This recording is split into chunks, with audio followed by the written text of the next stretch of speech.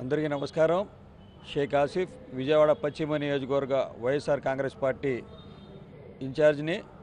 ఈరోజు విజయవాడ పశ్చిమ నియోజకవర్గంలో కార్యకర్తల సమావేశాన్ని ఏర్పాటు చేయడం జరిగింది. ఈ ఆత్మీయ సభకి అనేక మంది కార్పొరేటర్లు, చైర్మన్లు, డైరెక్టర్లు అందరూ రావడం జరిగింది.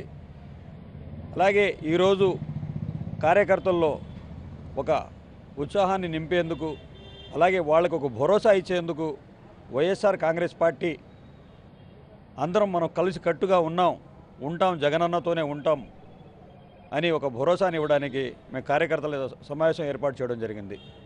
మరి ఈ యొక్క సమావేశంలో తెలుగుదేశం పార్టీ అబద్ధపు హామీలు చెప్పి ఏదో చేసేస్తామని చెప్పి ప్రజలకు మభ్యపెట్టి అధికారంలో రావడం జరిగింది. మరి దాని మీద చర్చించుకోవడానికి మనం అందరం జగనన్నకి తోడుగా ఉంటాం, జగనన్న మమ్మల్ని ఎవరిని వదులుకోరు, మేము జగనన్నని వదులుకోం అనే ఒక భరోసాని మా అందరిలో నింపడం కోసం, కార్యకర్తల్లో ఆ ఒక భరోసాని ఇవ్వడం కోసమే ఈ యొక్క ఆత్మీయ సమావేశం ఏర్పాటు చేయడం జరిగింది. మరి మేమంతా కలిసి కట్టుగా జగనన్న ఆదేశాల మేరకు ఏదైతే జగనన్న ఆదేశాలు ఇస్తారో ఆ ఆదేశాలకు అనుసారంగా మేము తెలుగుదేశం పార్టీ మీద ఏదైతే ప్రజలకు హామీలు ఇచ్చారో ఆ హామీలు నెరవేర్చిన స్థితిలో మేము రోడ్డు మీదకి వచ్చి ఆ హామీలు ఏదైతే హామీలు ఇచ్చారో హామీలు నెరవేర్చాలని చెప్పేసి మేము పోరాటం చేయడంలో వెనకడుగు వేసే ప్రసక్తే లేదు.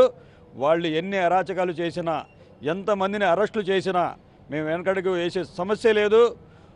ఈరోజు చూస్తున్నాం, బాపట్లలో రాజశేఖర రెడ్డి గారి విగ్రహానికి నిప్పు పెట్టడం జరిగింది.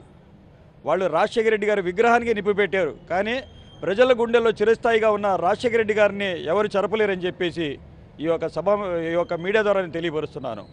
తప్పకుండా జగనన్నకి తోడుగా ఉంటాం. అలాగే జగనన్న ఏదైతే ఆదేశాలు ఇస్తారో ఆ ఆదేశాలకు అనుగుణంగా మేమందరం నడుచుకుంటాం. కార్యకర్తలకి మనోధైర్యంతో ముందుకెళ్తాం. అలాగే కార్యకర్తలకి అందుబాటులో ఉంటాం.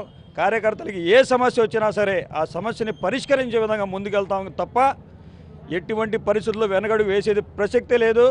తెలుగుదేశం నాయకులు ఎన్ని అరెస్టులు చేసినా, ఎన్ని కేసులు పెట్టినా పార్టీకి అంటగట్టుకొని ఉంటాం. అలాగే కార్యకర్తలకు అండగా ఉంటానని చెప్పేసి ఈ మీడియా సందర్భంగా తెలియజేసుకుంటున్నాను.